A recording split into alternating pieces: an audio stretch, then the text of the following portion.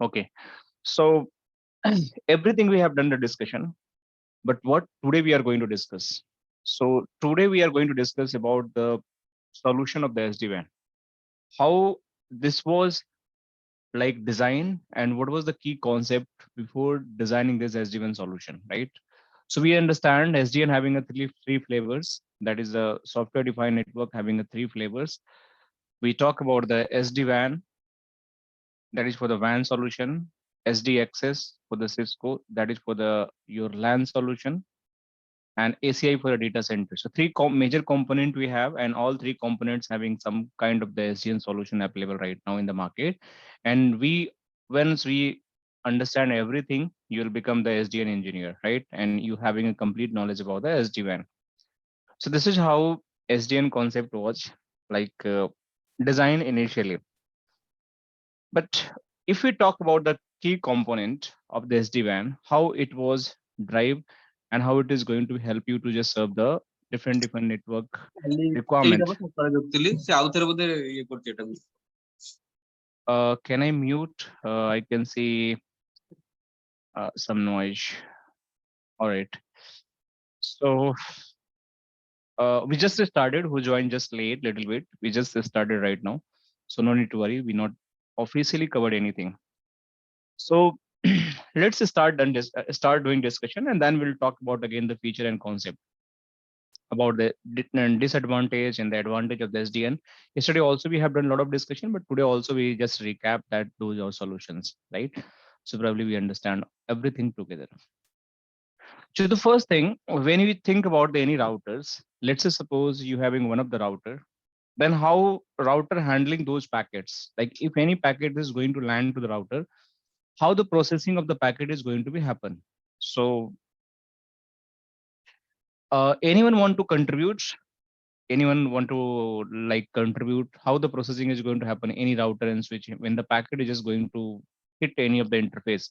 So before going to like after in the packet and before going to out, what all processing is going to happen inside of the router? Anyone want to contribute here? Anyone know about the concept, how it is going to happen?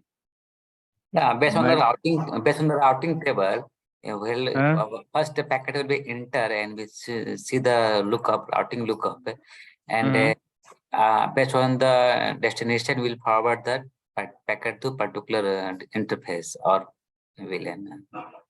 Okay, good. So you'll check the routing when packet is going to enter, and then it is going to forward the packet based on the destination where need to be forwarded, right? Right. Thank you, Gajanan. Any other want to contribute about this concept, how this is going to happen? Anyone having any idea? Like when the packet is going to enter in the router, not talk about the SD-WAN, just think about the router.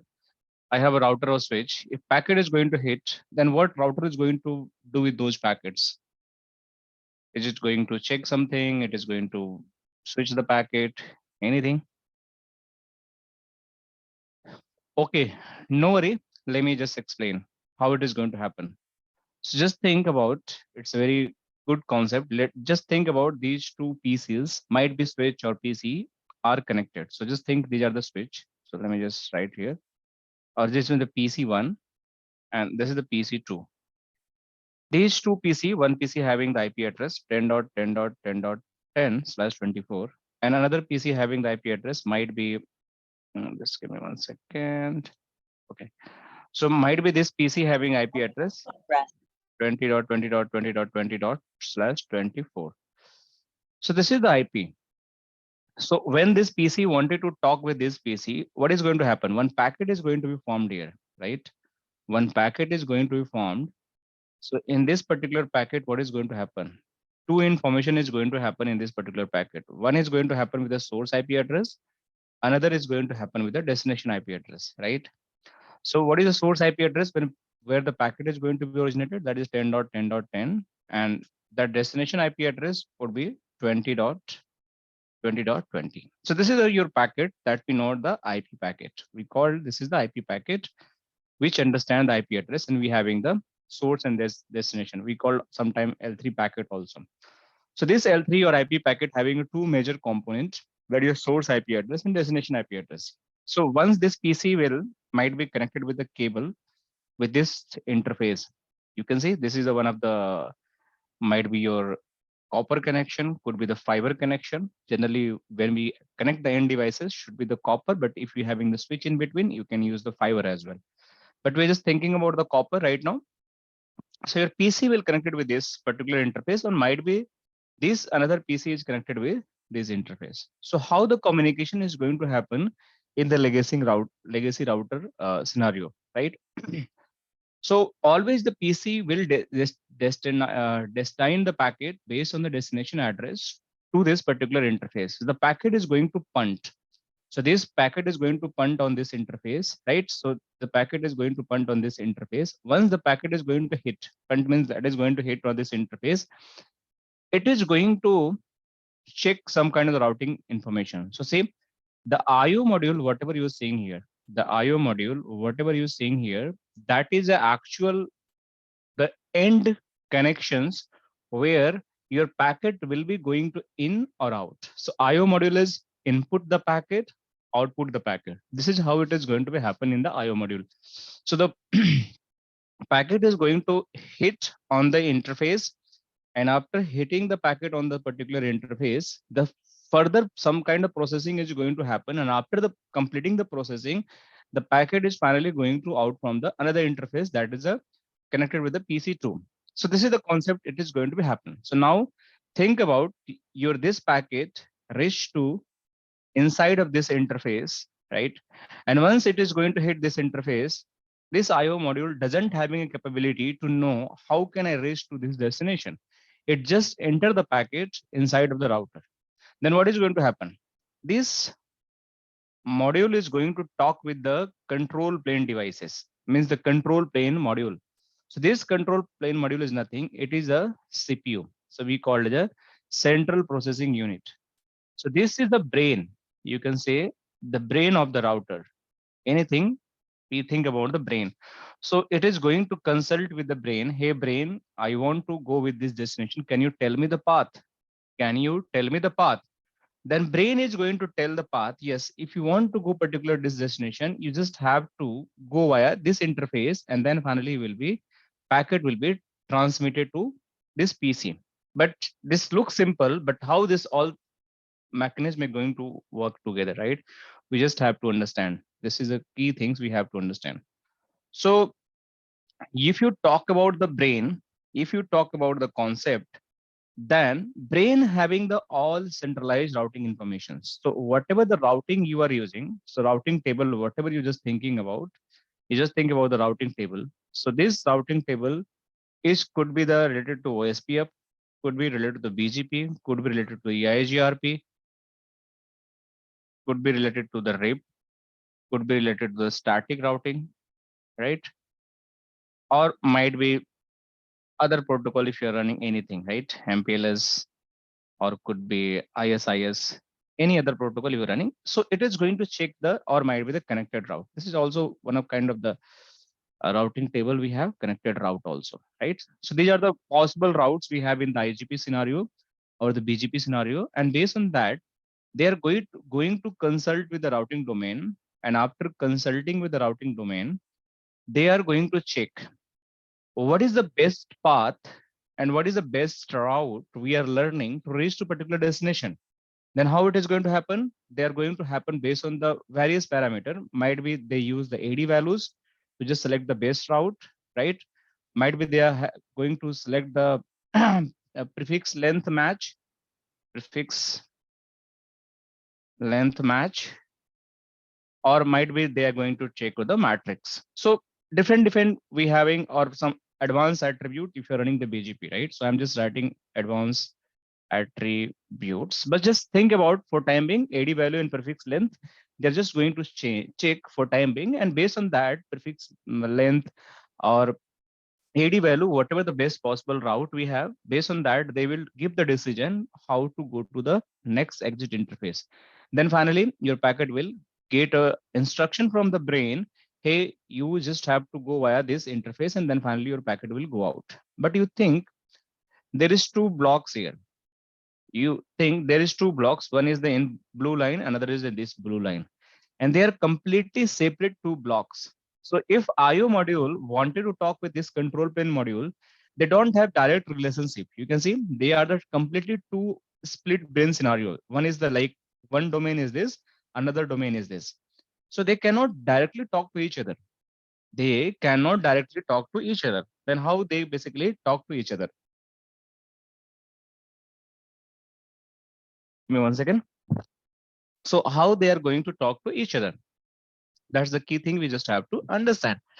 So if we think about how they are going to talk to each other, we having a separate module that is known as a fabric switch. So you can see this is the fabric switch. So this is nothing. What is going to happen when you insert these cards? When you just inserting this card. So let's just suppose one card is, let me just show you the line cards, how it looks like. So if I'm going on the Google and let me just minimize this. Cisco routers line cards. So if you see here images in line cards, so these are the line cards you can see. So you can see in the front panels, you can having some this kind of the interface in the but back panel, you can see a lot of ASICs, lot of chipset are available, right? So when you insert these line cards in the router, they go in the back side and attach with us some kind of the ASICs and the chipset available in the back side, and they make the connections, right? So by using those connections, they can start communicating. So the switch fabric is nothing. Switch fabric is something you just think in this way. The line card, whatever you line card just inserting, based on those line card, they are going to inside this line card inserted, and they are going to just attach with the back plane ASICs. And these ASICs are basically in this interconnected, and this is also going to attach. So these are the backplane ASICs or the hardwares. They are making the bridge. They are making the bridge to connect these two module together.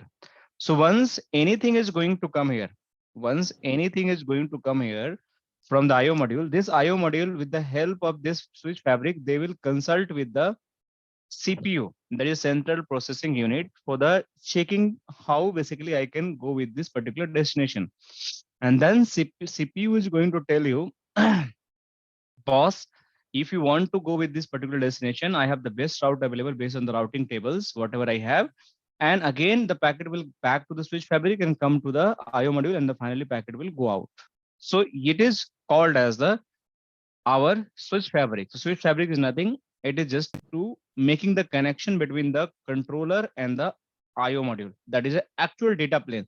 So this is the actual data plane module where your IO means where end devices are connected. End devices are connected. This is your control plane module where you can take a decision about the routing and any of the packet which you want to switch. And switch fabric is just making the bridge between these two things, right? So this is how your basically normal router is doing the routing or switching the packet, right? If you're having the similar kind of the switch and you want to do that, you can use in this way also, right? So you don't need to worry. So I hope this concept is clear to everyone, right? How the router treat the packet when the routers accept any kind of the packet before sending to the out of the interface, right? Any question anyone having, or everyone clear about this concept? Because this is the very important, and based on that we understand about the next concept. Any question, guys? Anyone? It's clear, sir. We understand how to flow of the IP packet from one IO port to another port, one panel to another panel through the fabric switch. Means fabric switch work as a bridge, and it communicate to two panels. Okay, good. So let's move to next concept, right? If I'm going to use the same scenario and I have to do the same thing, like what the same thing? I have to take a packet in SD-WAN fabric, right? And I just want to switch the packet from one location to another location. So how it is going to happen in the SD-WAN? So the concept is going to be used same, whatever the closed box solution we have. On basis of the closed box solution, we having a different uh, control planes, or might be the IO modules with the switch fabric, and based on that, we just taking the decisions. So if I open this particular box and I just distribute this 3 plane in different geographical location, this will become the SD-WAN. This is the become the SD-WAN. Just I need to open this box. Recording in progress. There is some kind of the, let me just mute. Okay. So if I open this particular router and I split these 3 brains, like I can say switch fabric one place, I can move CPU another place, and IO module another place, not in the one box. So this solution becomes the SD-WAN solution. Exactly, we are going to do the same thing what the router is doing, but the only difference is one router is just compact with the every component inside of the single box.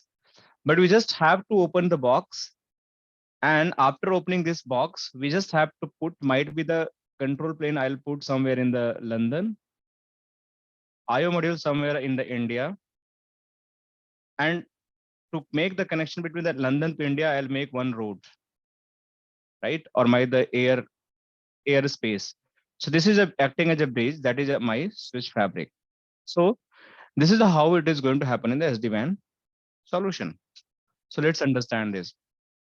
So if I'm going to the next SD-WAN architecture, so this is the SD-WAN architecture. Again, if you see in the SD-WAN architecture, we having the control plane modules, we called as a CPU. We having again switch fabric, right? Similar, and we having the IO modules. So nothing difference is there. The same router, what was doing in the routing in the single box, same thing we are doing. Nothing changed, but the architecture has been changed. Earlier, everything was in the single box. Everything was in a single box, but now everything is in this SD-WAN architecture in the distributed form. So we decouple the things and we make a distributed architecture. We make the use the decoupling of the hardwares, and we make a different place where we deploy the different things, right? So now you can see in this way, in a control plane, we put all controllers who is just acting as a brain here. In the IO module, we put actual edge routers, right? Edge routers who just going to give your physical connections to your switch, or might be the users, or might be the servers, whatever you connected. So if any packet, the same scenario, if I'm going to take here, let's say suppose earlier we having a scenario, I have just 2 PC. So let me just draw the same scenario. One PC is here, another PC is here. Just think about, so let me just write here the same scenario, and let's see how it is going to happen the routing. So PC1 and PC2, this is 2 PC. Again, I have the IP address 10.10.10.10/24, and this PC having the IP address 20.20.20.20/24. These 2 PC want to communicate to each other. So again, might be this PC is connected with the edge router somewhere here or data center, or another PC is just connected with the any of the remote location site. Might be these are all the edge location. You just think about the end connection, end edge location, where the different devices might be connected with the different locations. So we having a such scenario. So now again, we just have to build one packet. In this particular packet, we having some kind of the source address here again. This source address 10.10.10.10, and again we just having the destination address 20.20.20.20. Now your packet is rich again from this to this location, that is IO module. But this IO module again is a router.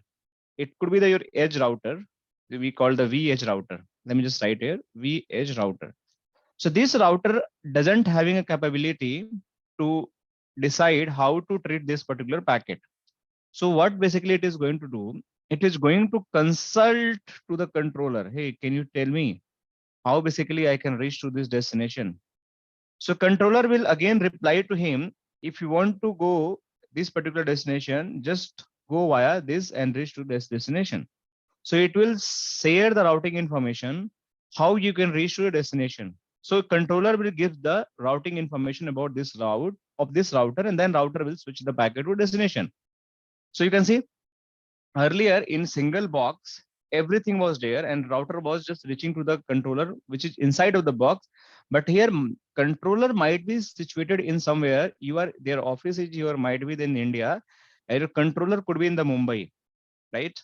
So it could be the sorry, it could be the Mumbai, or might be it could be the Chennai, right? So it could be anywhere in the world, Mumbai, Chennai, UK, US, anywhere it could be. So you are reaching from Delhi to Mumbai to get the information. How can I reach to destination? And then Mumbai is just giving the instruction, and based on that, you're just switching the packet. So it's just something not looks weird, right? Not it was not like in this scenario, it was not like in this router. Router was having the everything inbuilt, but here something is a split scenario. So why basically we done? We try to understand together why we design such kind of architecture and why we have done this, right? So if we think about, right, this controller is sitting in the Mumbai and you are in the New Delhi. So what is the media who is just helping to make the connection between these two locations, and which is very fast? So it could be anything. This media could be the air media, right? You can go with the air media. You can go with the you can go with the trains, right?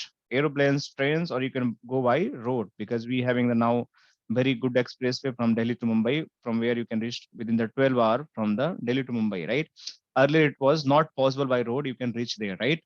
So we having a lot of options available here from the air, from the train, and from the by road.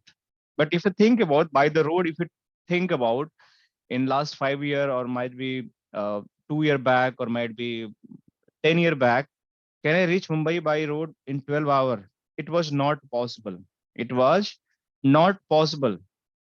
Why it was not possible? Because our infrastructure was not that much capable who can transport the cars in a very high speed from Delhi to Mumbai, right? It was not possible because our transport was not that much capable to transport high speed cars from Mumbai to Delhi or Delhi to Mumbai within the 12 hours. So this was the limitations, and that's why it was not going in this fast. But if you think about today, we build such a transport. By using a such transport, we can transmit the cars by high speeds, and we can travel within the 12 hours. So we are growing, we are increasing, and that's why we having the more luxury, more facility, and we are saving our lot of times and lot of monies, because we having a lot of good transport, good feature available, right? So same thing was happening in the past, right? Why, if this was the solution, then why this solution was not like introduced earlier, 10 year back, 20 year back? Why it was not possible earlier? So the problem was the transport. Again, the issue was transport. The transport infra was not too good. So what is the transport infra? We having the internet, just take about the internet circuits. So earlier, 10 year back, 5 year back, if you think about, internet circuit was not too much reliable, right? It was like unreliables. We cannot rely with the very dedicated bandwidth, dedicated speed. So that's why if you design and develop the SD-WAN solution, might be controllers will not able to give the right time control information to edge devices, or edge will not going to reach to the controller within the right time to get the right information from the control plane devices. So this was the problem. And when we having a such kind of problem, then we were like miss some kind of the packet while doing the communication, and we having some issues. So once we having the very good infrastructure, very good transport available between the all locations, then we are like able to deploy those solutions, where if I'm transmitting any of the packet from edge to the controller and I'm looking for the information about the routing, it is going to deliver within the 1 milliseconds, 2 milliseconds, because it's a very high speeds circuits are available between me. So this switch fabric is quite capable nowadays. The internet is growing very fast, very reliable, and that's why we having the facility. If anything going to controller within the limited time period of connection, they are going to reply, and based on that reply, your edge is going to take a decision how to reach to destination. So this is how switch fabric is become a very powerful role between the SD-WAN devices. So now you can think about the switch fabric. So switch fabric is acting as a transport, which is nothing, is just your ISPs. It could be the MPLS, it could be the broadband interface, internet, it could be your 4G or 5G LTE. Whatever you think, this all could be going with the different things, which could be your MPLS, which could be your internet, 4G, LTE. So by using this all concept, your packet will keep traveling from the edge location to the control plane devices. So here, earlier the router was intelligent. This router was intelligent. They having the brain inbuilt. But if you talk about the SD-WAN design, technically we can say a router is not intelligent. Router is not, or you can say router doesn't have brain. The brainless routers, we have a brainless routers, right? So if anything they want to take a decision, anything they want to take a decision, they just have to reach where? They just have to consult with the control plane. And once the control plane will give the instructions, based on that, they will forward the packet. So this is the problem with the SD-WAN, right?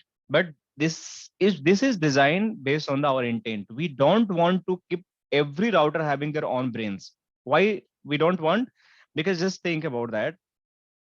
Control plane is like we having the earlier 1,000 router, right? These all you think about 1,000 routers, they all connected. The class को दे भाई class the subject class Let me just mute. SD1 no class. So just think about this is the routers.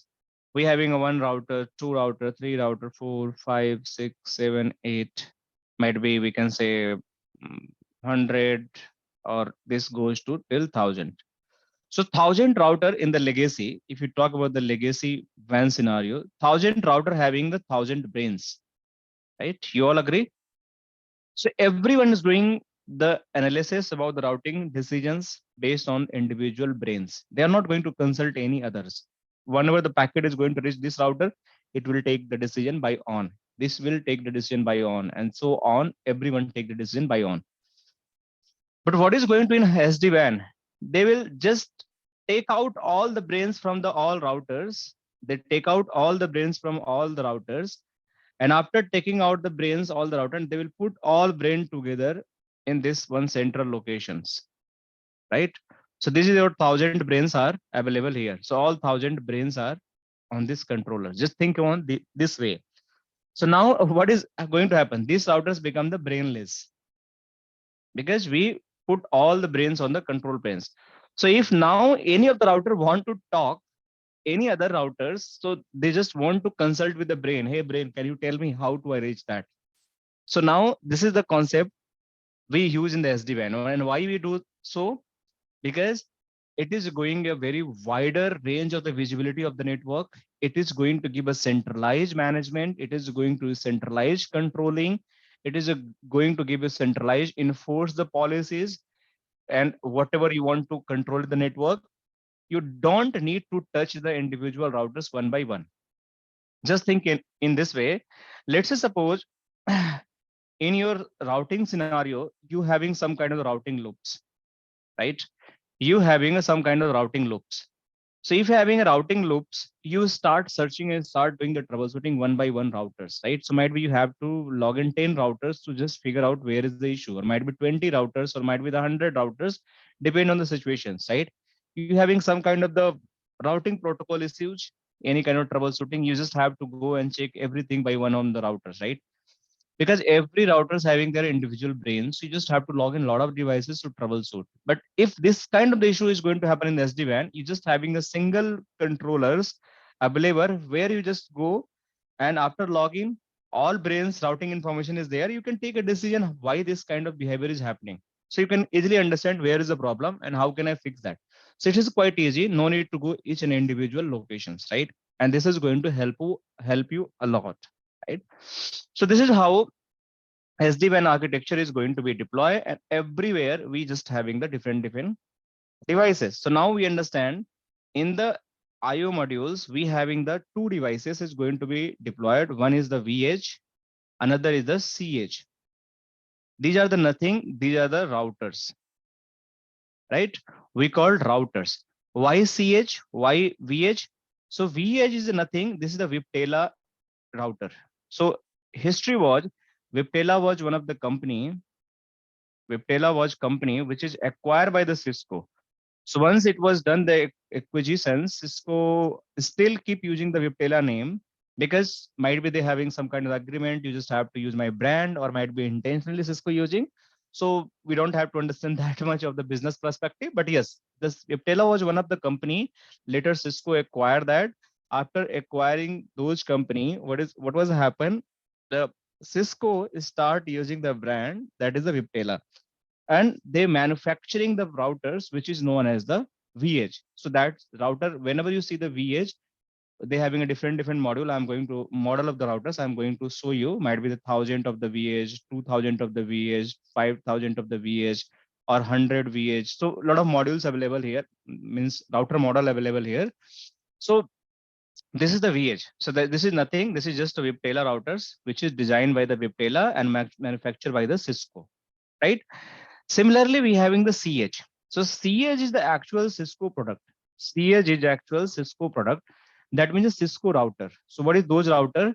So cEdge is just like whatever the router you have seen, ISR, ASR, CSR, and many more. We having a CT series of the router also.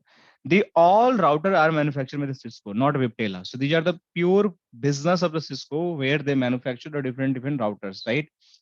So these routers having the provisions, these router also having the provision. If you just upgrade the image, if you just upgrade the image of the any of the router, let's say suppose you are running these routers and you want to make this router as a SD-WAN router, right? So what you have to do, you just have to take the license from the Cisco and you just have to upgrade the image. So you just have to upgrade the image. After upgrading the image, this router will become the SD-WAN router. So once we upgrade the image, any of the ISR, ASR, or CSR router with the upgrading of the SD-WAN iOS version, these are known as the cEdge routers. So Cisco Edge router, we call it as a Cisco Edge. One is the Viptela Edge, one is the Cisco Edge. The work is going to be same. Every concept is going to be same. Only the way of the configuration is a little bit going to be different. So in our lab, we having the both flavor available. You can see here, we having the cEdge available also.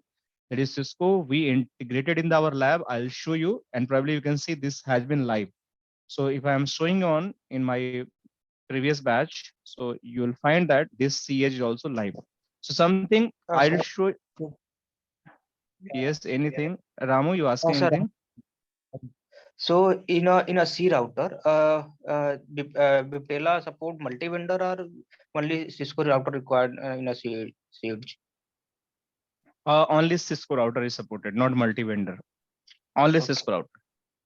Only 3-4 model of the router. Let me show you all the models, what they support. CSR, ASR, CT, whatever I told, these all. And let me show you if any other model available.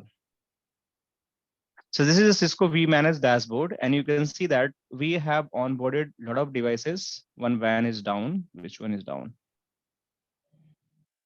Okay, VH5 is unreachable for some reason, no worry.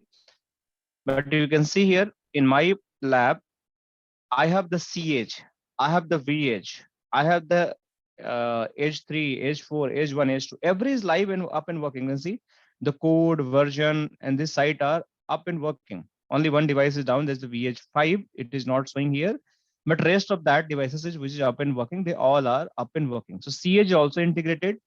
vEdge is also integrated. To see most of the site we having the vEdge 1, 2, 3. This is the VH4. And this is the VH5. So why this is down? Because it's stopped, it's not started. So once I'll start, it is also going to be up and working. So it was somehow off, so it was not showing. So and also we're having a cEdge. So we having the both of the flavor, we learn everything, configuration point, design point, how it is going to happen. And if you see what all basically devices are available for the cEdge and vEdge. So if you just want to check, you just go there. See, these are the router ASR. These models of the router is supporting the SD-WAN. C series of these routers are supporting the SD-WAN, C series. You can see here. And finally, if you see ISR, CSR series, which I am using right now in my SD-WAN lab, that is also supporting here. After that, we having the some ISR series router also. They're all supporting. And finally, we having the vEdge 100, vEdge 100B, vEdge 100, 1000, vEdge 1000, 2500, vEdge Cloud, vManage, and vSmart. So these all routers we keep using in the production environment. If you're having different model of the router, you can do the configuration. And this is the only devices it is supported by the SD-WAN, and these all belong to Viptela or Cisco. No other vendor devices is supported, because every vendor having their own devices and they support their protocols, their configuration on their own devices only. I hope it is clear to everyone, right? So the IO modules, coming to the again, IO module is nothing. It's just they're using two devices. Let me write here. It could be the vEdge. It could be the vEdge router, or could be the cEdge router. This is the like IO module devices. Switch fabric. This is not nothing. ISP connections. It could be the internet, any type of internet, MPLS, or you might be the 4G circuits, 4G LTE circuits, or 5G circuits. Whatever you having the wireless service, anything is going to be supported. And control plane is something we having a 3 devices available here that we know as the controllers. The first one is known as the vManage. Okay, the second one is known as the vSmart, and third one is the vBond, which we have to understand. Okay, so we having the control plane devices that we basically known as the vManage, vSmart, and vBond. We have in the edge routers, cEdge. So total we have to understand in entire SD-WAN session the 5 type of devices. 3 is the control plane, and rest is the routers, 2 type of the routers. So you can see in my lab also, if you go there, we having these 3 controllers, that is a vManage, vSmart, and vBond, and rest are the like vEdge. And these are the legacy router. We are just acting as a transport. This is the legacy switch. These are the switch edge. Everything is switch edge. You can see here. So probably we just have to understand 5 type of devices entire of the SD-WAN session. But these are not cup of tea, and it's not the easy task. Okay, we just have to invest a lot of time, a lot of technology. We have to deep dive, have to understand the configuration from the scratch, everything. Okay, so moving forward, you can see here also we having the root CA. So why we use this root CA, we'll discuss more about that. It is this having the special purpose to just certification point of view, we are using this root CA. So we will understand in later stage why this is going to be used. Okay. Anyone having any question till now? Yeah, yes, sir. Yes. Tell me, Nalim. In real time also we are using root certification. This Real time in real time scenario, probably answer is no, unless your organization want to root CA as an enterprise root CA. Else, if you are not using enterprise root CA, the answer is no. By default, you'll get everything certification from the Cisco portal or JTB portal, PNP portal. So 99% I can say answer is no. 1% customer you will find where they are using the root CA. okay, then where we are getting the certifications? We want Okay, so certification, how it is going to happen, what is the correct process, and how it is going to be applied, we having to discuss in the upcoming days everything about the certification. So you can see in my upcoming section, I will explain about the certification. So if you talk about certification, so we just have to understand how certification is going to happen with the different devices, right, when we install, right? So we're having a lot of way to do the certification here, the zero trust fabric. We just have to understand when we discuss this particular module in upcoming days, I'll explain how the certification is going to happen. So if you're not using the root CA certification, we're just having to various way to do the certification, right? The device itself, whatever you are purchasing, they're having the device certificate, or they having the inbuilt Symantec root chan installed, which is going to be, used to just validate your certificate from the vNet root CA, right? So we will understand in the upcoming stage how this is going to happen for the different scenario for the certification. So can we hold for some time if you don't mind, Alim? Okay, I got it, Yeah. sir. This Yeah. is okay. I got it. This pointer. Uh-huh. Okay, but in real time, how we will get if we are not using this root CA, then where we will get the certifications? So that's I'm telling. That's concept we will understand in the vEdge router identity. This is the concept we just have under. Let me just give an idea, right? You'll get an answer, right? So whenever I design any of the boxes, I just wanted to not touch this topic today because I want to go in this sequence. So let's say suppose you buy any of the routers from any of the vendors, right? So what is going to happen? You'll get one of the TPM chip is installed inside of the router, right? So that is TPM chip is physical vEdge router uniquely identified by the chassis ID and the certificate serial number. So every device is having these two things very unique: chassis ID and certificate serial number. And they having one of the certificate that is a temper proof module, right? We call TPM chip, right? So temper proof module is going to install here inside of this particular devices, right? So certificates, whatever certificate you have, they all are going to install in the TPM chip during the manufacturing process. So whatever the manufacturing is going to happen during that, they're going to install. After installing this TPM chip, what they are going to do, that certificate, basically what they install inside of the TPM chip, that was signed by the vNet root CA. So this is the, again, a root CA, which is managed by the during the manufacturing. This is the enterprise root CA. The work is similar, but the only name is going to be changed. Trusted by the control plane element. This is a trusted by the control plane element. So whenever the router is going to make any kind of decision, you having a choice on which root CA you want to make this validation. So when you do the certification, this is the part of our agenda. I'll explain how it is going to happen. So once you do the certification, how you want to make the certification. So you're having a two option. You want to do certification with the enterprise root CA or Symantec Cisco automated. You can see here. So if you choose this Cisco automated or Symantec, it will automatically do the verification. Just have to make the reachability with the root CA. It might be already available based on the PNP portal or your ZTP server portal, and it will do backend by on. No need to do anything. It is going to happen automatically. They will just take the serial number, chassis number by default, what is available in the device, and based on the serial and chassis number, they will check their repository when the device is onboarded from the vManage to vBond, and they will just validate and just make this certified. This is fine.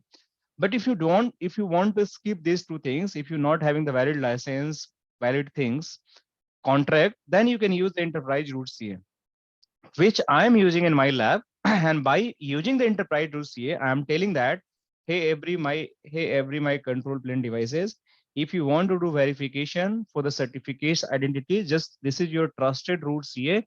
Everyone have to agree whatever certificate he is issuing, and the same certificate key chain should be installed by you. So we will understand. Hope little bit you get an idea, Alim, about this. Yes, sir. I got it. Yeah, so this is how it is going to work. So I'll explain in later stage when we'll discuss about the step by step how the certification identity is going to happen. Probably in the next class when we start configuring the lab, then we'll discuss these things in very detail. Okay. So any other question apart from this certification, guys? Because we have to discuss this. Anyone having anything and they want to clarify? Okay. So moving forward, Here let's we are discuss. using, excuse me.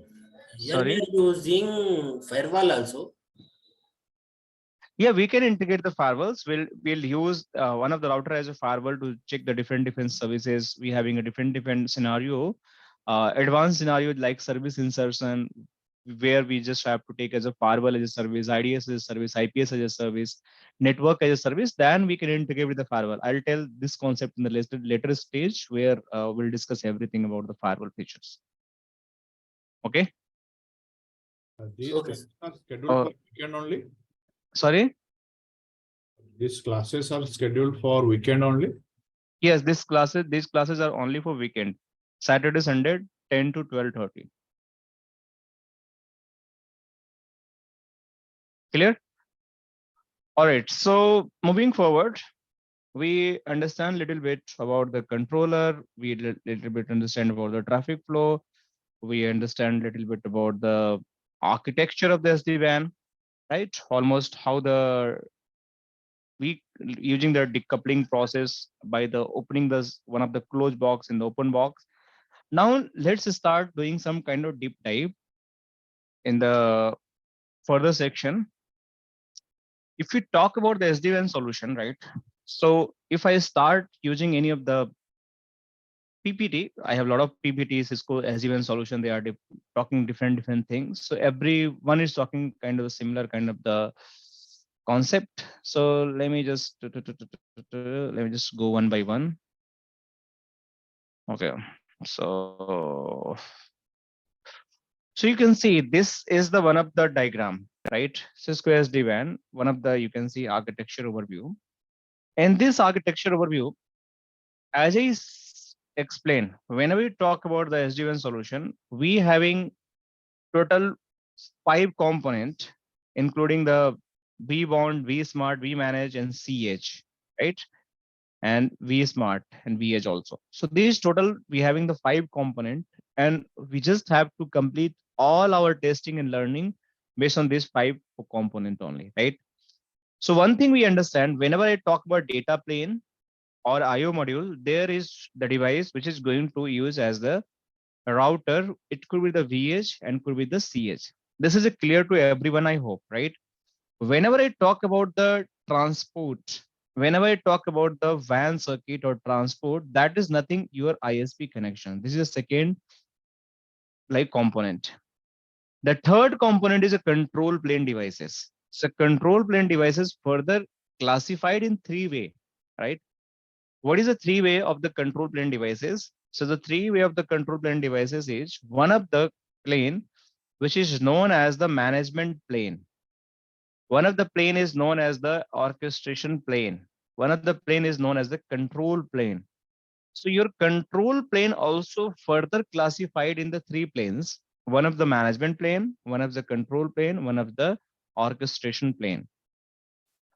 So let's understand and let's try to get more information. What is the orchestration plane? We'll do the deep dive also, but let's try to understand why use the management plane, why use the control plane and the orchestration plane and data plane. So if we talk about a data plane first, so data plane is just nothing. You just have to connect your branch, office location, data center switches. And based on that switches, you can connect the end devices, end users or servers or printer or whatever the wireless controller, AP. So just think about it is a router. On behind the router, we having the LAN switch. And behind the LAN switch, we are connecting different end devices. Could be the printer, could be the AP, could be the my server, could be the my PC, laptop, anything could be connected. So this is the my data plane devices where I'm actually connecting my end users end devices. Hope it is clear. The switch fabric is just the transport, which is just making the mediator between the controller and the data plane. Now, what is the control plane and why further it is segregated in the 3 different plane, right? So if I talk about the control plane, the first thing we having the control plane device. It's a part of the controller, but we known as a control plane device. So why basically we use that? So this is the known as the vSmart. This controller we call as a vSmart. And this vSmart is a very powerful. Anything related to routing you want to achieve, routing or anything about the policy, right? It is going to manage by the vSmart. So routing decision, everything, routing protocols, routing decisions, whatever you think, that is completely going to manage by the vSmart. So vSmart is just responsible to manage every routing information from the fabric perspective, SD-WAN fabric perspective. Few more things I'm going to cover later on in the slides. What else? But just you think routing, if you think who is going to manage, that is the vSmart. And what the routing protocol we are going to use? only one single routing protocol we use, that is the OMP here. No BGP, no OSPF, no AIGRP in the SD-WAN fabric. We can configure in the LAN, but not in the SD-WAN fabric. That we known as the overlay management protocol. So we call overlay management protocols. So this is the OMP routing protocol, and this routing protocol is a Cisco proprietary. Okay, no other vendor can use this routing protocol. So this is the high level things. vSmart is just for the routing. Now we having the management plane that the device is going to act as a management plane that we know as the vManage. So vManage is like one of the device which is responsible to manage overall fabric. If I talk about the, so Alim is asking other vendors which protocol. So other vendor depend on the which vendor you are talking. Different vendor having different. If you're using Versa SD-WAN, they use the BGP. If you're using the Velo Cloud, they're using the VCMP protocol. If you're using the Palo Alto, they're again using the protocol that is a BGP. So different vendor having a different routing protocol. Cisco having the OMP. So we just have to learn about the OMP. Different vendor having different routing protocols. But you cannot run OMP in the any other vendors. This is Cisco proprietary routing protocol only. So management plane is something is the one of the single pane of the glass. By sitting on that single pane of glass, that is known as the vManage. See, this is the basically vManage dashboard. You can see a dashboard. You can see whatever in front of the dashboard. We call this is the vManage. So this tool or this management plane device is very powerful. So if you want to do any configuration, any policy, any kind of troubleshooting, any kind of the audit, logs, so you can do anything from here. And this is the only tool. By sitting on this tool, you can configure your all branch sites. You can monitor your all branch sites. You can do any kind of the policy configuration. You can do any kind of template configuration. You can troubleshoot where is the issue, what is the issue. You can put the utilization report, talk topper report, any error, any connection, everything you can put here. I'll show you in later stage. So this is the tool management plane. By sitting on this management plane tool, I can do whatever I want related to SD-WAN in terms of the configuration management and troubleshooting. So this is something management plane. Now the third tool we have orchestration plane. This is the very important, that tool or that device known as the vBond, like a James Bond. And trust me, this vBond is very powerful.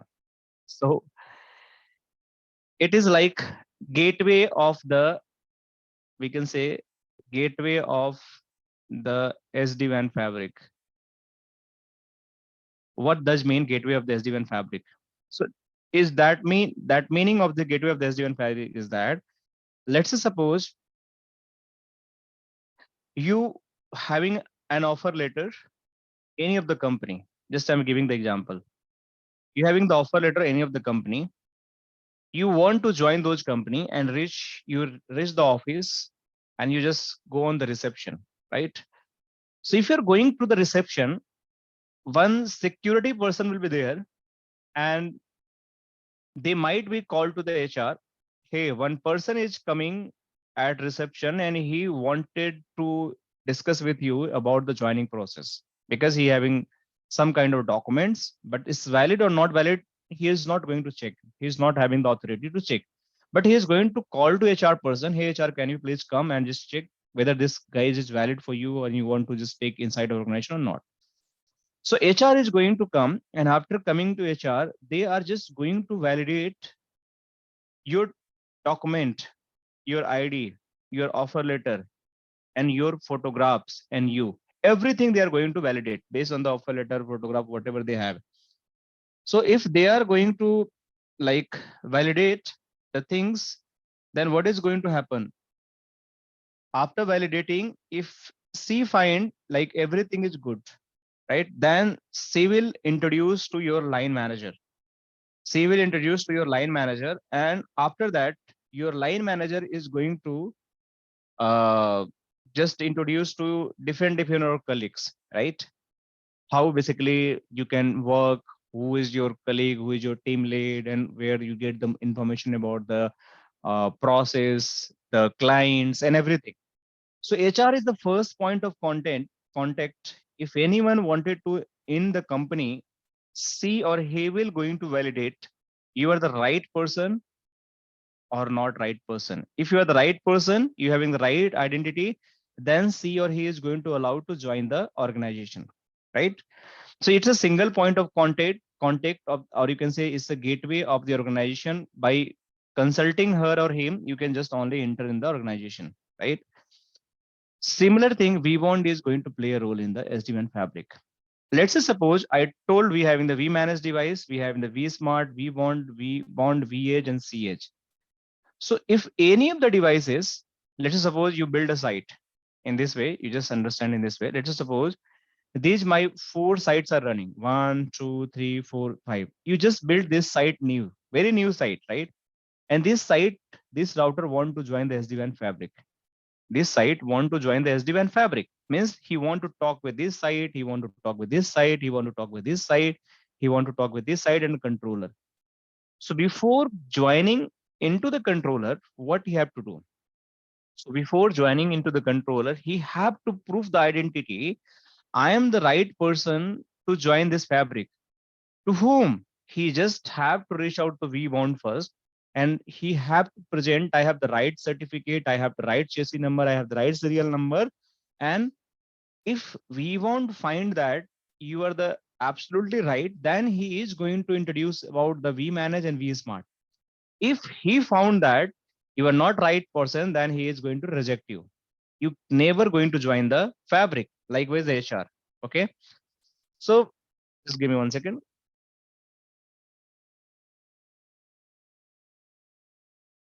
So that means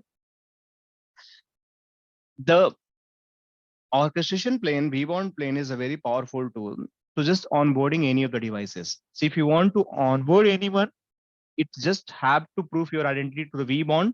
vBond is going to verify your identity. And if vBond is going to be happy with your identity, then only he is going to introduce to the vManage and vSmart. And then further, they are going to give you information about the different branches. So you can start talking to the different branches, right?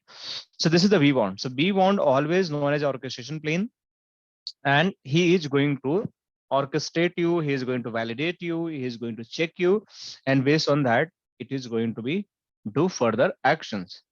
So if I go a little bit deeper side of this all SD-WAN controller design or like things, so you'll get a little bit more information. Let me see. Okay, this is a slide. So you can see how the traditional WAN was working. So the same thing, the management plane, control plane, data plane, everything inside of the router. So you having the 1,000 of router, 100 of sites, they all having the similar kind of the like informations, right? But once we go with the Viptela secure extensible network overlay, we having the way of the working is going to be changed, right? So this way of the working, how it is going to be changed, let's understand. So in this architecture, you can see I explained the orchestration plane, management plane, control plane, data plane. But if you go a little bit deeper side, how the orchestration is going to work and what other function they are going to do. So one thing I explained, orchestration plane likewise is the first point of the authentication whitelisting model. Without consultation of the orchestration plane or the Cisco vBond, you cannot join the any kind of the fabric of the SD-WAN. What else it is going to perform? It is going to perform like every details about distribute list of the vSmart, vManage. So it is going to give you what all vSmart is available, what vEdge is available, what vManage is available to your fabric. So every information you will get once you get validated or authenticated by the vSmart. It is also responsible to do NAT traversal process. If you having any NAT scenario in your net requirement in the SD-WAN fabric, so all NAT information, NAT table is going to store in the vBond itself. So he will just going to give the NAT information, right? And right, it's again the public and private IP mapping. It is going to just keep everything behind the NAT or the any of the site which is going to from the private to public, that is going to store in the vBond. It's a highly resilient. That means you can use the two vBond. So if one is going to down, another will just take a role and it keeps serving your organization. So these all key features, you just have to take care about the orchestration plane. If I moving to the little bit down about the management plane. So as I mentioned that management plane, Haji, yes, tell me. Yes, go up slide. Yeah. Tell me. Keep the second name. Second last is for requires public IP address local set beyond one-to-one net. That means static net or They having a 3 type of NAT, symmetric NAT. They having a cone NAT. right? Yeah. So they're not like a static dynamic NAT. They are not. They having a completely different NAT. So I'll tell you about the NAT. Okay. No issue. Okay. Yeah. So sir, later okay, later I'll tell you. Okay. I understood. How it? Yeah. So similarly, if you talk about the management plane, this management plane is just, I mentioned that 0-day operation, 0-day, 0-1 means day 0, day 1, day 2 operations. What does mean? So whenever you start building your SD-WAN fabric, this is the first tool or first device you have just to onboard. Without onboarding this vManage, you cannot start the SD-WAN fabric deployment. So in our lab also, when we just start doing this lab configuration, the first thing we have to onboard, that is a vManage, right? Without vManage, we cannot go with any other devices, any other controllers, any other like sites to just bring them up and working. So we just have to start with the vManage first. So that's why they are talking about, if you want to do the 0-day operation or day 2, day 2, 3 operation, you just have to start with the vManage that we called as a single pane of glass, right?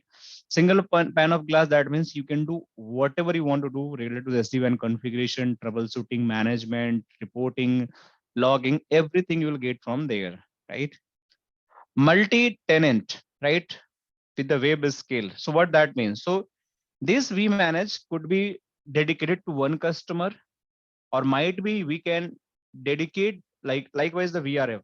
You just think about the VRF, like one router having the one global routing table, right? Global routing table. So if you use the global routing table, that means it's a single tenant, like dedicated everything to the one customer. But I want to split the routing table with the help of the VRF. That means the routing has been shared with the 2 customer, but by default, one routing table cannot reach to the another routing table. They are completely isolated to one to another. Similar is like if you want to split this vManage and you want to allocate to the customer A and the customer V, it is possible, and that mode is known as a multi-tenant. So you can delegate the resources to the different customer for their operations. It is also possible, right? So this is about the multi-tenant. Centralized provisioning. So and policy and template. So if you think about anything you want to do the configuration, so provisioning, it is available by sitting here. You can do the configuration, certification. So you can say device, template, policy. So everything you can do by sitting on the vManage. So no need to even routing, security, cloud feature, whatever you want to do, you can do via the sitting in the vManage. Now, troubleshooting and monitoring, software upgrade process, GUI with the rollback access. These all things is also possible with the vManage, as I mentioned that. If you want to integrate with the third party like tools for the REST API or netconf, application programmable interface, API is equal to application programmable interface. So you want to integrate the APIs to just get the interact with the one platform to another platform. This is also possible with the help of the vManage. You can integrate them, and they also support the highly resilience features, like they support the highly resiliency. So it is also possible. So if you want to deploy 2 vManage and you want to make one is the primary, one is the secondary, this is also possible. You can do that. There is no problem. What else? So the last control plane device we have that we known as both vManage should be in same place or in other location. It could be the same place, it could be another location, could be in cluster. So most recommended it should be the other place, not in the same place. Okay. So how the both are connected? They just have to make the reachability between to each other, and then we can make the cluster. And by making the clusters, they just Likewise, you think about if you want to make that one Palo Alto sitting in the one location and you want to make the HA with this one Palo Alto sitting in the firewall in the another data center. So by using the routing feature, we can make the HA. There is a possibility, right? Similar, if you want to make the cluster of two vManage by sitting in the one location, you can just directly connect with they're having the backplane connection by using the bus cables and all, we can do that. But if you want to integrate with the remote location, we just have to make sure they are the reachable. So if you want to make the cluster, let me just show you, we having the cluster managements here. So here, if you want to make the vManage, that should be the IP should be reachable, whatever the IP of the vManage you are just putting, and the username and passwords. Once this IP is reachable, this vManage is going to talk to them and they will add in the cluster, and you just have to complete the cluster settings, like everything for the resiliency point of view, and then it is going to work. So similarly, you just think about the one of the device which could be located in another region, one is another region. So it is similar like the data centers. You can see one set of the devices for the data center we make in might be in the Frankfurt data center. So if it is going to down for any region, might be you having the another data center which might be in the London data center. So if anything goes wrong, the failover services is going to happen automatically because they're having a same set of the resource, same set of the devices. So this is one way we can do. So what is going to happen might be your VS devices, whatever the VS devices we have, they are one vManage is here. Sorry, not vManage, not vEdge. It's the vManage is here. And we having the another vManage is here. So what they are going to do, they are going to form the control connection with these two devices at same time, right? Control connection, but the primary would be this. If this is keep serving you, so the control connection will be up and working for you. But in any case, this controller goes down, so this control connection will be lost to you. So this will come in active state and it starts serving to you. And in that time, they are serving as a cluster. Does this make sense? Yeah, got it. Yeah. So moving forward, so the next device we have, that is the control plane. So the control plane device, when we talk about the control plane device, this control plane device is just about the facilitate fabric discovery. So that is about the routings, right? Dissimulate the control plane information between the edge, right? So whatever the routing information you want to discover the fabric through the routing, because everyone when the come to the fabric and they authenticate them, the first thing they share with the vSmart, that is their routing information. What I know, I just want to advertise to the vSmart, and then vSmart is going to tell you what they have information. So that is going to share to you. So they are going to dissimulate information to you as well. So the fabric is discovered, they will share the information about the my routing information, and at the same time vSmart is going to share their on routing information to you as well. So the both way the communication is going to establish, which is called as the OMP. So let me show you for time being. So if I'm going to open any the router and if I'm running the command, just for the CLI point of view, so OMP peer. So you can see this is the router. VS3 is forming the OMP routing table with the vSmart, and they are receiving the 24 route, installing the 24 routes, and they are sending the 16 route.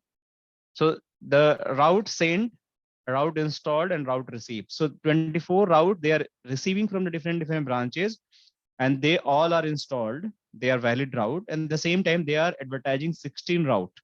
So this is showing about one control connections or might the OMP session, which is going to the vSmart. But this vSmart having the multiple OMP session because every site is connected to him and they are receiving the every site routing information.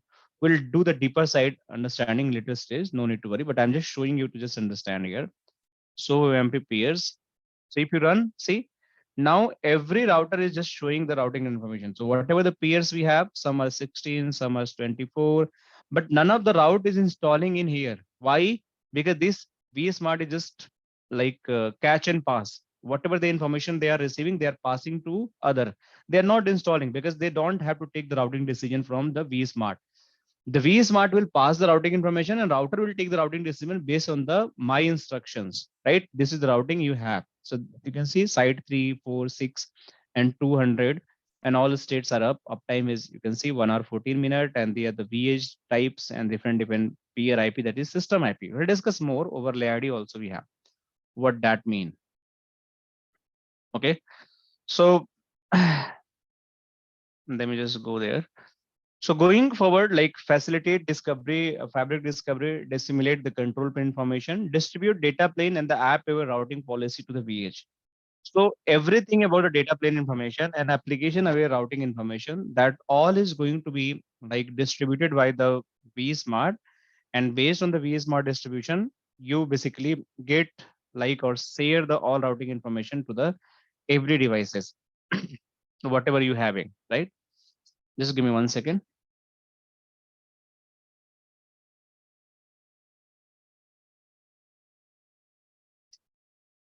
So the next thing is implement the control plane policies, such as the service chaining. So you guys are asking the what is the service chaining, where we need a firewall. So this service chaining is like very key component to just maintain the additional security in the SD-WAN fabric. If you want to integrate, the service chaining is going to help. And for that, we just have to integrate the Palo Alto firewall or any ASA firewall or any other third-party firewall, if you really want. So that is also possible. In addition of that, what else? So if you want to reduce the like control plane complexity, so every router will just isolate, right? If I use the like 1,000 router, so 1,000 router will share the 1,000 routing information, and every router will control that routing information in their brain, or they just have to check. But if you use the vSmart, it is just single plane where every routing will be available, and that is going to distribute to different routers. So you just have to go and check the routing information in the single device. So it is going to reduce the control plane complexity in terms of the troubleshooting and like checking how the routing behavior is going to happen. And similar, they are going to just highly resilience, right? So highly resilience means if you're just building two vSmart, likewise here, and if you're just trying to run show control connections here. So you can see these devices are building the different like vManage. If you're having a two vManage, they are just going to build the different like DTLS and TLS connection with the different vManage. Because right now we just having the single vManage. They're just building with the one VPLS connection. Now we can see the vSmart having a two connection, but they are the same. Only difference is they are building the connection with the two different transport. We'll understand what that means. Similarly, the vBond, they are the same. You can see, but they are building with the three different transport. You can see beach internet, public internet, and the MPLS. That's why they're having a three connections. So even we having the same controller, but we having the multiple transport, they are just going to be used with the all transport control connection. But we manage what's happened, even they having a three transport or two transport, we manage always build a connection with any single transport. Once the connection is built, they are not going to change or show all the connection unless or until the first build connection is going to be down. So if I make the public connection down, it will automatically switch to the MPLS without any tension. And once it will be on MPLS, the public internet will be up. It will never switch to public internet. It will keep stay on the MPLS only. So this is how vManage is doing the behavior while the building the control connections. We'll discuss how the control connection is going to build, what is a TLS, what is a DTLS, and how the configuration is going to happen in the later stage. So these all feature about the control plane devices. This could be the highly resilience also. Now the last but not least about the data plane devices, which we discussed earlier. So in these data plane devices, we having that vManage router could be the vEdge. Arjun, Sumit, you asking something? Yes, sir. When the ISP and there is some fiber break or any connectivity issue, so that's very time between controllers and vEdge device, there is a BFD session goes down or OMP session goes down. First, you have to understand BFD session. Control plane session, or like control session, I can write. or OMP session and IPSEC session. So now your question is when any ISP goes down, right? ISP goes down, right? Yeah, any problem in from ISP and like sometimes fiber break or any connectivity issue from the Okay. from service provider. So that's very time. So now we having a two connection from the vEdge. One is the vEdge to controllers,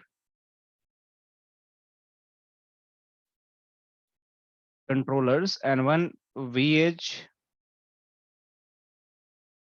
to vEdge. There's two connections, right? So which one is down? Tell me which scenario you're talking. Sir, I'm just asking that if there is a problem from service provider, so I understand your question. So now Yeah. see, this is a topology. So this is the service provider, right? yes, sir. One service provider is here connecting to the vEdge to vEdge, and the same service provider is connecting to the vEdge to the controller, right? Other So side. if this link goes down, so I lost the controller connections. You can see, makes sense. If these two links goes down, I lost the control connection. If this link is up, and this goes down, and might be this goes down, so I lost the VS3 connections. So there's two different things. So which one you are referring? Because we just have to understand the scenario. Your question is completely valid, but which one you are referring? Which scenario? I just wanted to make sure. Or you are not. Can we explain both this scenario? Yeah. So that's I wanted to ask. Sumit, let me just explain. See, so your question is valid, but we just have to think in this way. See, whenever you talk about the BFD session, right, an IPSEC session and control session or OMP session, we just have to understand where we make the BFD session. So BFD session always run between the edge devices. If you're having the edge devices, means router to router, we run the BFD, right? We run the IPSEC. We discuss more.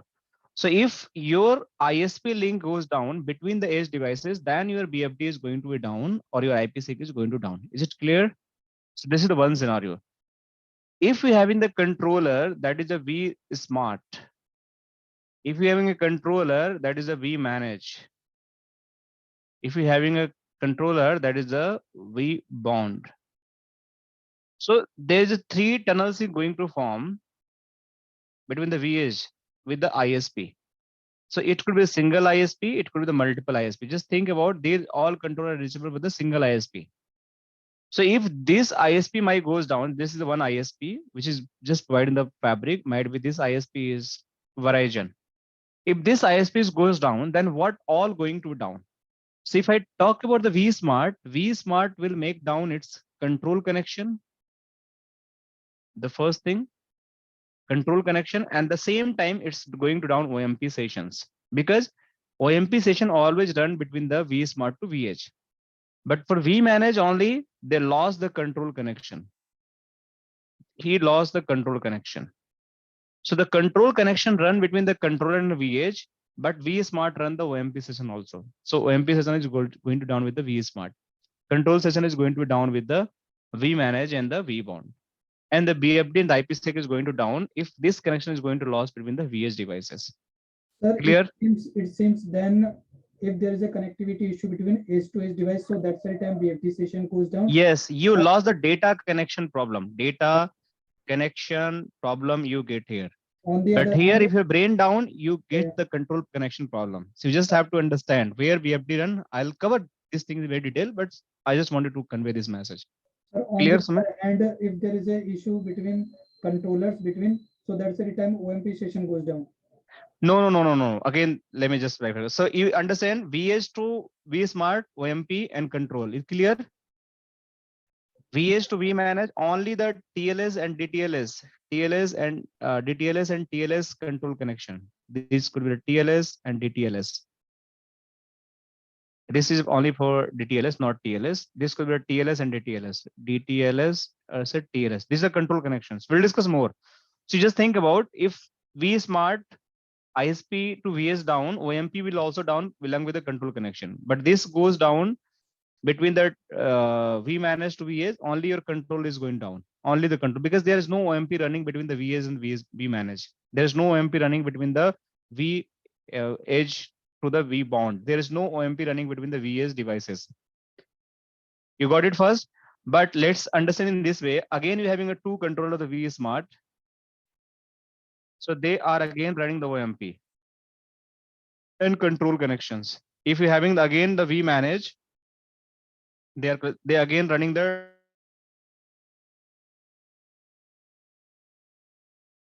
connection. So they again lost the control. They again lost the control. This will lose the control plus your what I can say OMP session also. Am I audible? Yes, sir. Is it clear? We'll discuss more how this architecture, how this behavior. Let me show you a little bit. So this is really nice question. So let me just show you a little bit how it is.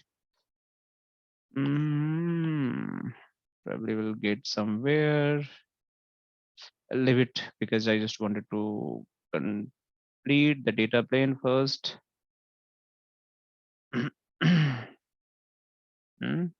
Okay.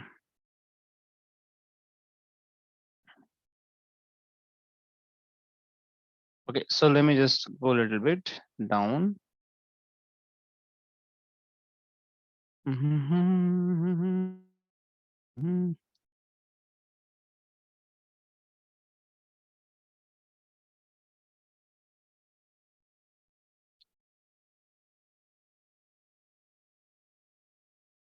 So see, you can see here, you are running the OMP between the vSmart to the vEdge and between the vEdge.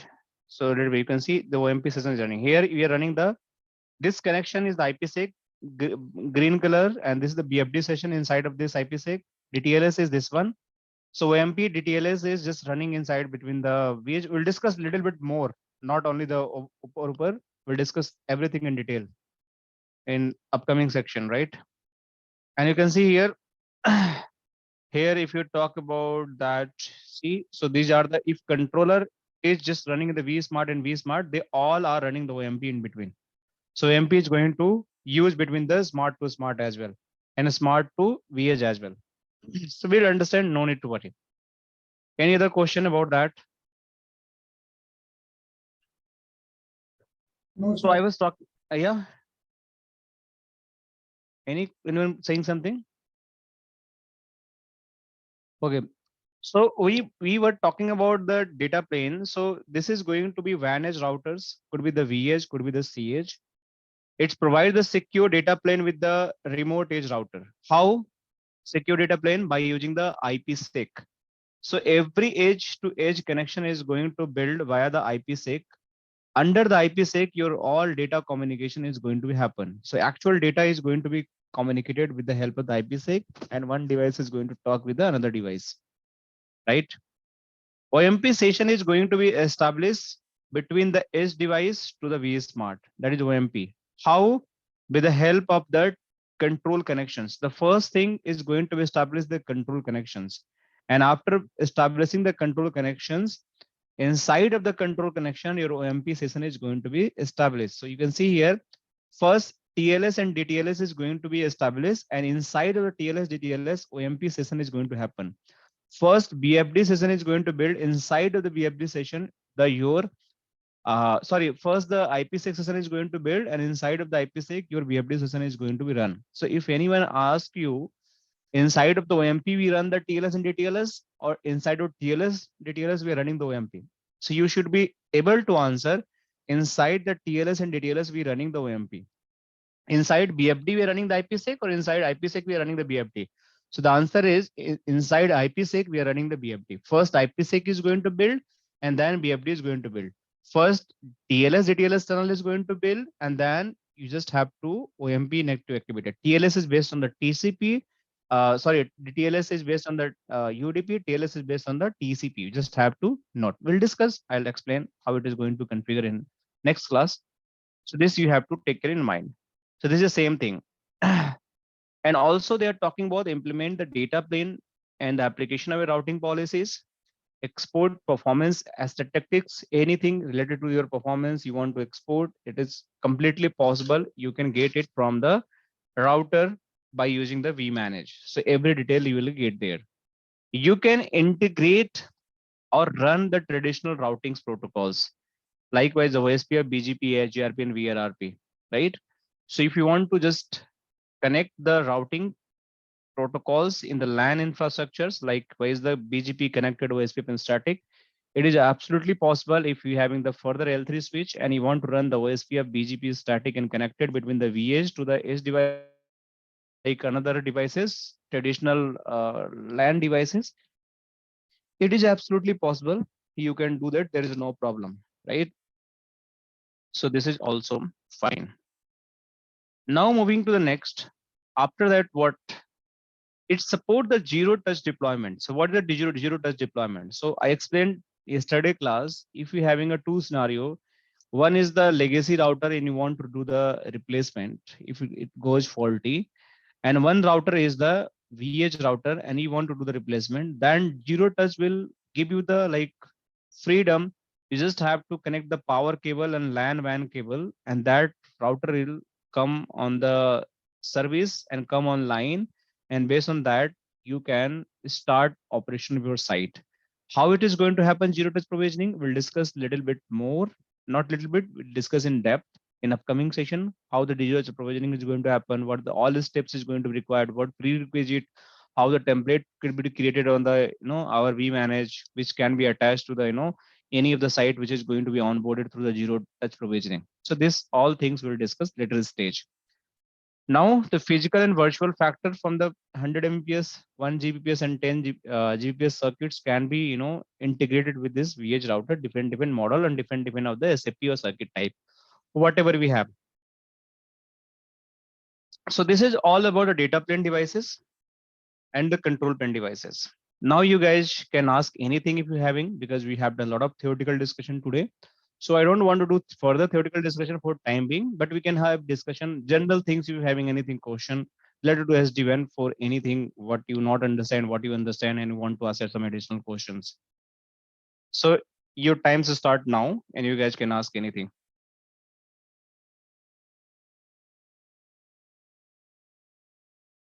All good? Sir, and everyone under CS? So one question, Yeah. does MTU play any role of speed, on one interface of SD-WAN? Why I'm Yeah, is, yeah, definitely. MTU play a very vital role while configuring the circuit of any of the transport. Like what you can see, so run VPN 0. So if I'm going on the interface and if I'm going to just refer this interface under the VPN 0, so what is happening? Why MTU is IP MTU? Sorry, tunnel interface MP MTU. What was the command? Let me just MTU. Yeah, this is the MTU, not IP MTU. So any MTU you can just 440 if you want to say it is going to take. So MTU is we need to adjust, and we just have to make MTU always lower than 1500 of the any of the circuit. So by default, any circuit negotiate the maximum transmission unit is 1500, right? So what is happen in case if you're not setting the MTU or not lowering down the MTU? So what is going to happen? The IP packet or that whatever the SD-WAN fabric packet is going to be switched, they just add some overhead. So the IP packet, whatever I receive, might be this is my IP packet.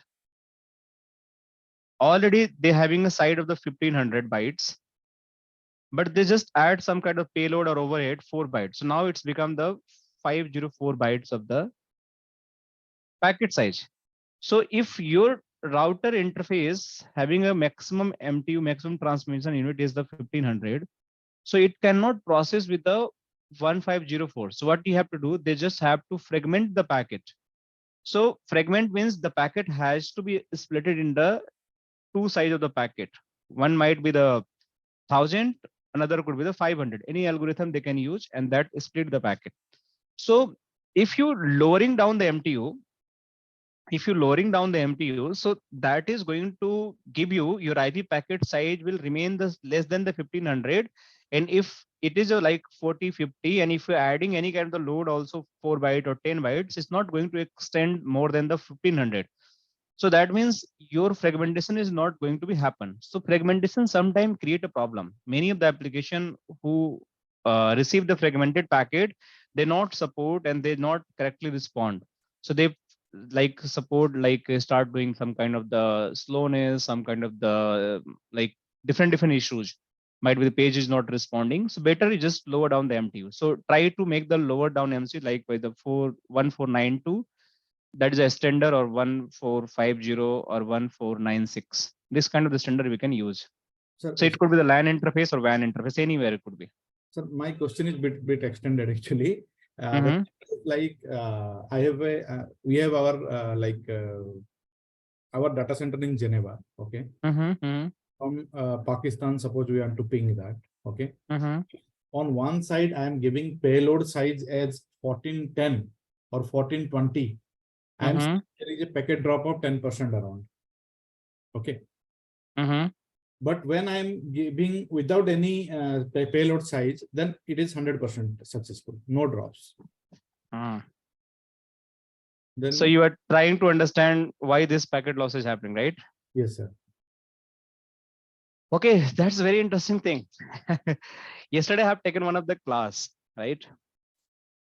Just I'm sharing this observation to you. Yesterday just I taken one of the class that's regarding the ping and trace. And I explained the same thing what you were asking. Okay. So let me just little bit give an idea. So you can say this was the class I have taken yesterday live. It was a live class. So I would recommend everyone just watch this. If you don't know how ping and trace work, right? So just give the very detail. I never seen any video which is 1.5 hours around for the ping on trace, but I made it, okay, for my people. So just watch this video. Meanwhile, I'm answering your query, why it is happening and how you can solve it, right? So first thing would tell me, you pinging from where? You pinging from router or the vEdge or any machine, where you're pinging? From vManage, sir, through router only. Router only, right? You are pinging from router only.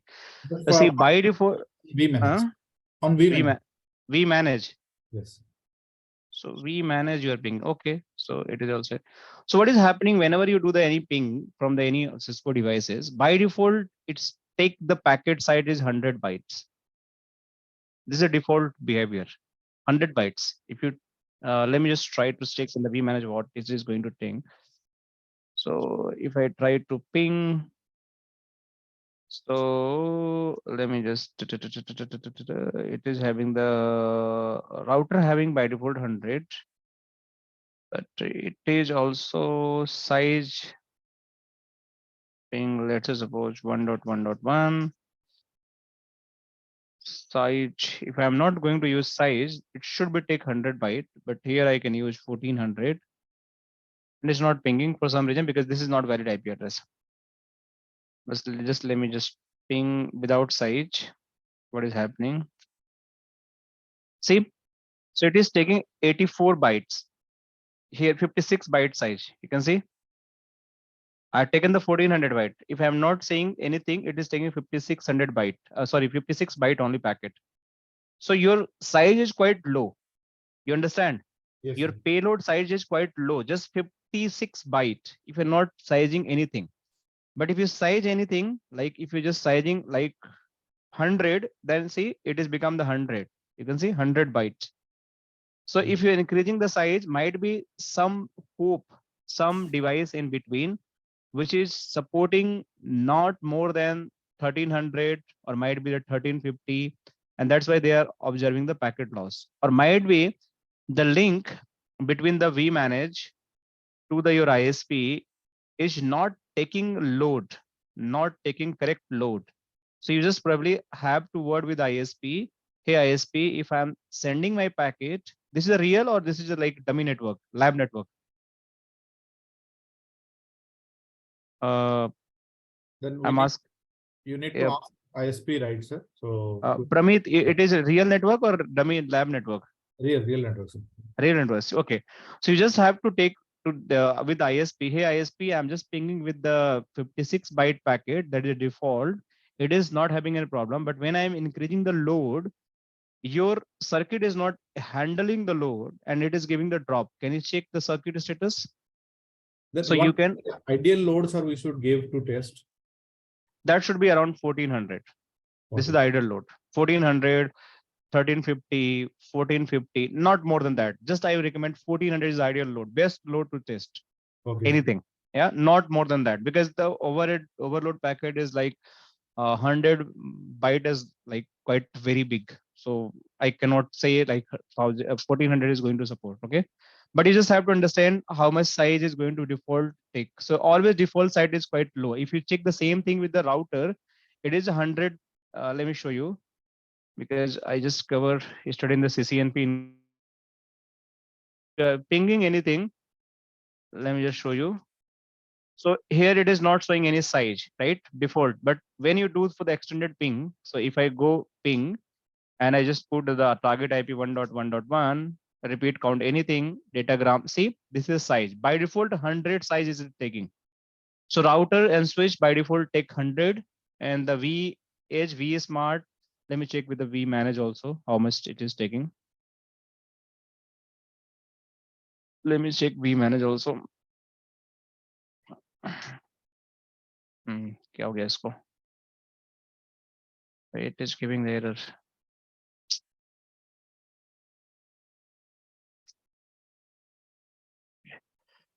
So if I am going the ping 1.1.1, oh, ping 1.1.1, see, it is again 56 byte only. Somehow it is giving the error, no need to worry. So it is just 56 byte only. So every device is 56 byte. vEdge also, let me just check it. Yeah, vEdge already check. Let me check one more time. So it is also 56 byte. So everything, if you think about that, the vEdge or vManage, vSmart, the 56 byte, router is the 100 byte. Any other question, guys? Anything? Anyone having their mind? Because I believe today we are done. A lot of theoretical discussion we have done. We start doing configuration from the next week. Yeah. So how can we perform load balancing between the edge devices? Between the edge devices. Yeah. So you are talking about I have two edge devices and you want to perform the load balancing, right? Sir, Because from edge device to between ISP and between the ISPs. So you just start talking about these two links, and I want to send some packet from this link and some packet from this link, right? At the same time, right? Yeah, sir. To some Yeah. Because sometimes we perform the load balancing like we are receiving the from gig 03 and we are sending the packet from other link. Okay, good question. So first thing, if you are not doing any kind of the load balancing mechanism, not configuring load balancing, then what is going to happen? By default, load balancing will be enabled. Which load balancing we called ECMP, equal cost multiple path. This is the SD-WAN feature. It is going to give you the equal load balancing, right? So I'll give you the example. Let's suppose this VS3 want to reach this destination, right? So how many paths available for me to make this happen? So I have two paths. I can reach to this destination this way. I can reach to this destination this way. So can I check which path is this taking right now from the VS3 point of view, say? So what we can do, we can go in the simulator and we can check either whether it's doing the load balancing or not. So I can go in the main dashboard. After going in the main dashboard, I'll go in the VS3. And after going in the VS3, I will go in the real time and I will go in the troubleshooting. Okay. After troubleshooting, we can go with the simulate flow, how my packet is going to happen. So now see, I want to go in the 15 destination with the service VPN 10. So you don't know what is service VPN 10. So just forget for timing, but let's see how it is going to happen. So if I'm going to simulate the flow, you'll find that the packet is going via both of the circuit. See the public internet and the MPLS. So this is the MPLS circuit, and this is the MPLS circuit, and this is public internet. So right now the packet is going via the both of the circuit because they are doing the ECMP. We don't have configured anything to just manipulate the path. So by default, they are doing the ECMP. So they are doing the equal load balancing, equal load balancing by help of the ECMP. But if you want to do the preference, MPLS would be the preference for the my such traffic, internet should be preferred for the such traffic. You can do that also, right? It is absolutely possible. There is no problem. We'll see how it is going to happen in the AAR, application aware routing, and we'll try to manipulate the path also. And not only the AR, based on the OMP preference, based on the route preference, also we do the lot of manipulations in the upcoming sections. Okay, Sumit? Thank you, sir. Makes sense? All right, so I believe we can wrap up today's session for time being, and we'll connect next week again with the more like configuration part. We'll try to start the configuration. What we'll do in from next class definitely is going to happen not less than the 2.5 hour. Just note my word. It is completely 2.5 hour session is going to happen. And in this next class, we will do the interesting thing about the controller configuration. We will start from zero. So what is going to happen? Let me just do that. I will create a new lab for you all. This lab is fully configured. I leave it as it is. I'm not going to touch. We'll start a very new lab with the same topology. There would be no configuration. So let me show you how it is going to happen. And based on that, we will start doing our learning. So if I go there, I can might be the clone this lab. After cloning this lab, I can put the name.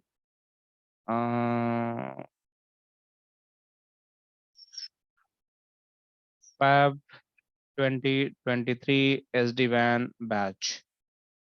So this is my new lab. So if I talk about this new lab, there is no configuration. I also clone, but only topology is clone. If I open any of the router, you'll find no configuration is there. So all configuration has been gone. So we just have to start configuring from the zero, right? So if I open this router. Sir, if we save the configuration and then we clone the lab, so it will show. No, if you clone the lab, it is just going to remove all the configuration. Okay, got it, sir. Yeah, even you save that, it is not going to take out the all certificate and configuration. Else it is very easy for me to just build the labs. So let me show you. So this is the VH3 now, and in this it's initialization stage, which will take few minute time. So just wait. Once initialization is going to complete, then probably we'll good to start.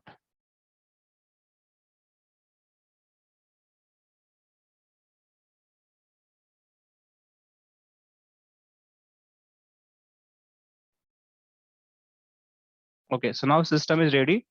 So if I'm using the password, username and password. So username is admin, password is admin, and it is asking change the password, re-enter password. So once I do it, there is no configuration. Every configuration has been lost. So we just have to start from zero. So this device doesn't having any configuration. Everything VS3, even the name is also not showing as the VS3. So we just have to do the configuration, even the switch router ISP. So we will do the configuration, this lab from zero, and will become the hero of the SD-WAN. Okay, so no need to worry. So I wish you all the best for everyone, and happy Sunday to everyone. And it was a fantastic morning for me while working with you all, and hope we all enjoyed together in the upcoming days. Okay. Bye bye. Take care, guys.